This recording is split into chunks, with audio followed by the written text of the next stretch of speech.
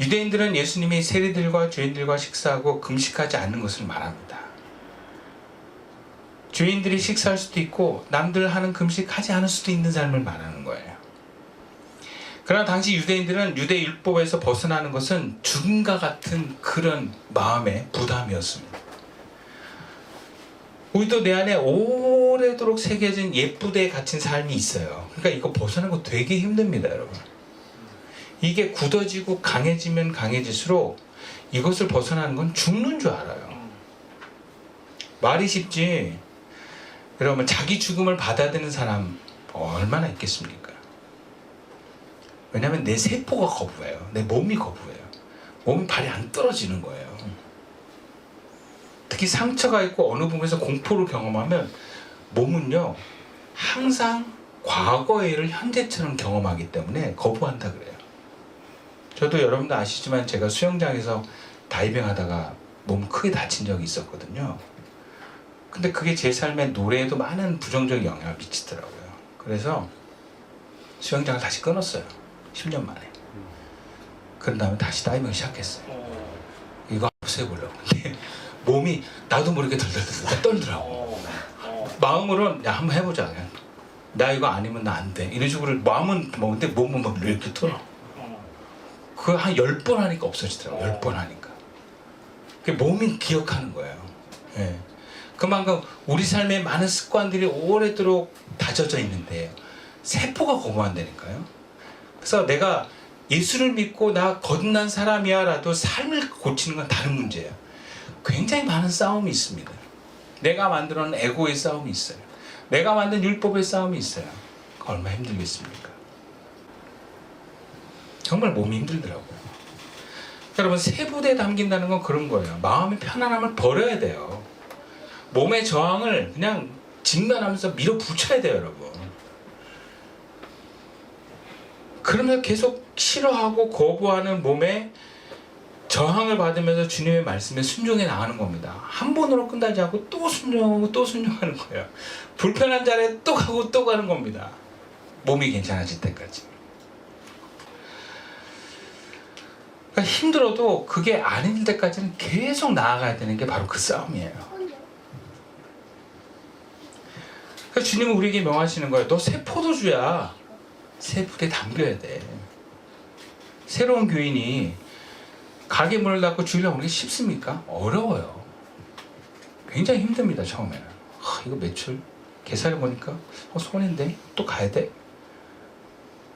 그 손해에도 불구하고 가야 되는 그 싸움을 해야 되는 거잖아요. 그렇지 안 그래요? 주님 우리에게 계속 얘기합니다. 네 생각, 네 경험 내려놔. 내 말대로 해. 생각만 하지 말고 행동해. 그래서 세부대 되시는 그 예수님의 틀 안에 그 말씀 안에 거하라고 말씀하십니다. 그게 거듭난 사람이 가는 길이에요.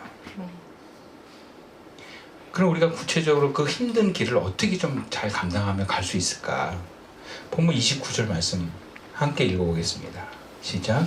레위가 예수를 위하여 자기 집에서 큰 잔치를 하니 세리와 다른 사람이 많이 함께 앉아있는지라. 여러분 우리가 새 포도주라고 하는 우리들이 새 부대에 담기는 길을 가려면 목적이 분명해야 돼요. 목적. 근데 그 목적이 뭐냐? 예수님과 가까워지겠다. 예수님과 가까이 있겠다라는 목적입니다. 여러분 세리 레위가 예수님 위해서 큰 잔치를 베풀었어요. 몰래 잔치를 한 게 아니에요. 사람들도 초청을 했어요. 예수님을 위한 잔치였지만 초청한 자리예요. 근데 여기 온 사람들은 우리가 상상할 수 없는 비난과 정죄를 각오해야 돼요. 그런 죄인들과 함께 그 자리에 가야 됩니다. 죄인들이 있는 자리에서 내가 죄인으로 비난받고 모함받을 뭔가 각오를 해야 돼요. 큰 용기가 필요합니다. 단순히 맛있는 밥을 먹기 위한 자리가 아닙니다. 혜택을 받는 자리가 아닙니다. 그런데 그 자리에 갈 수 있는 이유와 힘은 딱 하나밖에 없어요. 예수님과 가까워지겠다는 목적. 그 목적이면 그럼에도 불구하고 갈 수 있는 거예요. 예수님을 뵙고 그분과 함께 그 식사를 하겠다는 목적, 그 하나의 목적을 위해서 기꺼이 죄인들과 함께 식사하고 바리새인들에게 욕먹고 비난받을 각오하는 거예요. 여러분, 우리가 어떻게 내 삶의 틀을 내려놓고 주님의 틀에 나를 던질 수 있는가? 목적이 있기 때문에 그런 거예요. 내 편안함, 내 자존심, 나를 위한 에너지와 물질을 기꺼이 던지면서까지 불편한 자리에 갈 수 있는 이유는 예수님과 더 가까워지겠다는 목적이 있으면 가능합니다. 어제도 만나 기도회를 3주 만에 했습니다. 근데 한 성도가 수술을 했어요. 그래서 올까 말까 저도 좀 궁금하긴 했어요. 근데 목발을 짚고 왔어요. 그리고 발을 땅에 디디면 안 된대. 한 달 반, 두 달 막 이렇게. 근데 저도 쩔뚝쩔뚝 그 다리 부러져 봐서 아는데 그 되도록이면 안 다는 게 좋거든요. 그래 빨리 나요. 저도 그 의사 말 안 듣고 계속 그냥 돌아다니다가 좀 더 걸렸어요. 그거 붓는데. 그러니까 얼마든지 집에서 편안하게 있어도 돼요. 그거 제가 보복하지 않습니다. 너 아웃이야 뭐 이런 거 안 해요. 그래 너 걸렸어 이렇게 레벨 4 뭐 이렇게 하지 않습니다. 그냥 다 존중해요. 선택이에요. 근데 어떻게 왔을까? 제 경험에서는 뭐 본인의 마음은 잘 모르겠는데 제 경험에서는 주님을 좀 가까이 만나겠다. 그 일념이면 올 수 있겠더라고요. 저도 다리 부러졌을 때 그랬어요. 제가 다리를 다쳤을 때 근데 유라님이 그때 처음으로 이제 수원에서부터 저를 데리고 왔는데 제가 어떤 생각이 있었냐면 유라님이 태워준다는 얘기하기 전에 내가 목발 짚고 버스 타고 지하철 타고 가야 되겠다. 그런 마음으로 갔어요. 유라님이 태우지 않아도 저는 갔을 거예요. 예, 왜? 그 만나 자리를 통해서 주님을 더 가깝게 만나는 게 저한테는 더 소중했기 때문에. 목적이 중요합니다. 목적이 예수님과 연결이 끊어지지 않고 더 가까워지겠다는 열망이면 뛰어넘을 수 있는 거예요. 그게 신앙이에요.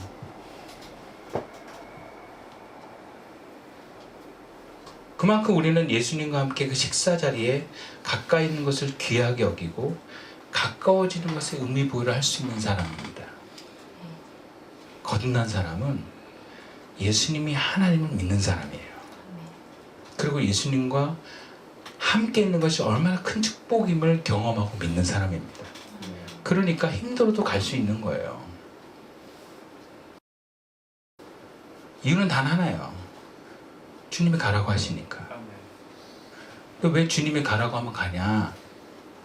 주님이 가라고 해야 순종할 때 주님과 가까워질 수 있기 때문에 그래요.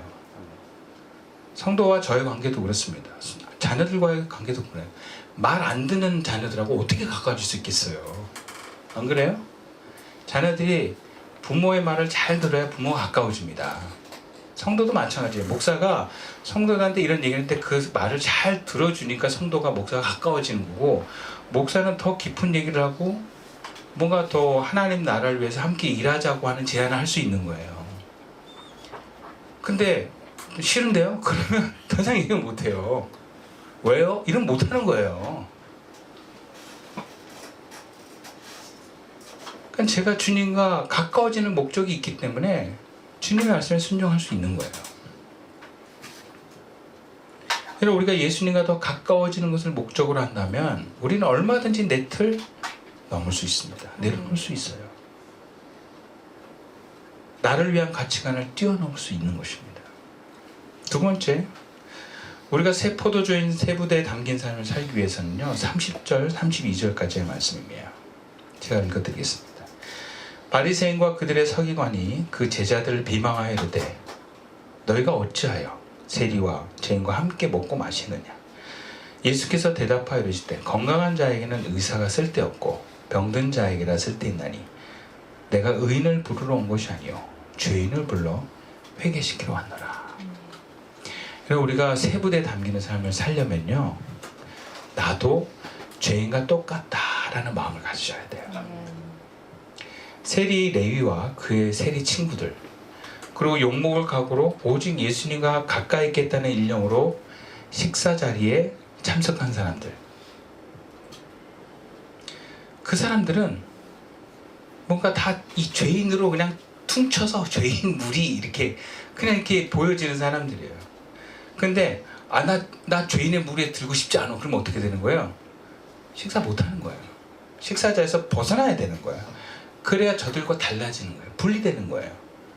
난 쟤네들과 달라. 이것은 같은 죄인과 식사를 안 할 때만 가능한 거예요. 그래서 이 바리새인과 서기관들은요, 특징이 뭐예요? 죄인들과 같이 똑같은 존재가 아니다라고 주장하는 사람들이에요. 난 죄인이 아니야. 그들은 그 자신들과 죄인들을 나누는 사람들이에요. 그들은 죄인이고 난 의인이라고 하는 사람들이에요. 그래서 의인이어야 할, 의인으로 부르셨던 예수님은요, 예수님이 죄인, 의인들과 함께 있을 필요가 없다고 얘기를 합니다. 근데 예수님은 죄인들을 위해서 오셨대요. 그러니까 죄인과 함께 있겠대요. 그러니까 예수님과 함께 있으면 어떻게 돼요? 죄인의 자리에 있어야 되는 거예요. 근데 죄인의 자리에 있으면서 나는 의인이야? 이럴 수는 없는 거예요. 왜? 이미 식사를 한다는 것은 그들과 하나가 된다는 거예요. 가족이 된다는 거예요. 근데 식사 자리에서 나 밥 안 먹어. 난 의인이니까. 근데 왜 가요 거기?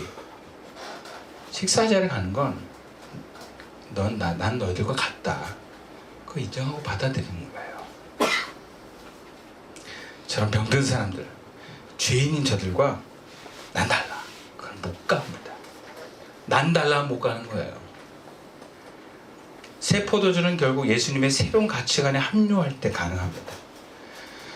근데 그런 가치관에 합류할 수 있는 사람은요, 자신이 죄인이거나 혹은 나는 죄인과 다름이 없다. 그래서 죄인과 함께 있는 것을 서스럼 없이 받아들이는 사람이 갈 수 있는 거예요. 나는 저 격떨어지고 무능하고 내가 싫어하고 혐오하는 모습들 사람과는 달라. 이 사람 못 가는 거예요. 그럼 세부대에 담길 수 없는 겁니다, 여러분. 그러나 나도 죄인이고 나도 여전히 무능하고 약한 사람과 다를 바가 없다. 나도 오직 은혜만 필요하다. 모든 것이 은혜다. 정말 찬양만 그런 게 아니라 그게 삶의 고백이 되는 사람. 그래서 죄인과 서스럼 없이 묻어갈 수 있는 사람은요, 세부대에 담겨서 예수님과 함께 갈 수 있는 것입니다. 예수님이 그 자리에 함께 계시는 거예요. 여러분, 예수님 죄인과 함께 있다는 걸 잊으시면 안 돼요.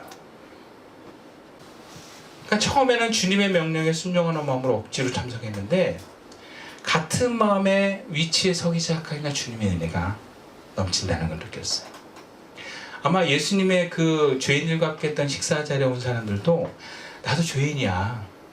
나도 예수님의 말씀을 들어야 되고 나도 예수님의 은혜가 필요해 라는 마음으로 온 사람들은 마태 레위가 경험했던 그 은혜를 같이 받았지 않았겠습니까? 지난 한 주간을 돌아보니까 정말 제가 싫어하고 구분했던 사람들, 근데 이제는 나랑 같은 부류라고 하는 마음을 받아들일 때 주님의 은혜가 저에게 흐른다는 것을 경험했습니다. 그래서 제가 아침에 나갈 때마다 한 기도가 있어요. 주님, 제가 억지로 가고 제 몸을 너무 싫어하는데 내가 이분들 사랑하게 해달라고 기도했어요. 첫날 전도 목사님들 사랑하게 해달라고 기도하고, 둘째 날 그 합창단 목사님들 사랑하게 해달라고 기도하고, 마지막 날 우리 시찰 목사님들 사랑하게 해달라고 기도를 하면서 가다 보니까 사랑이란 게 그렇더라고요. 위에서 아래로 하는 게 아니더라고요.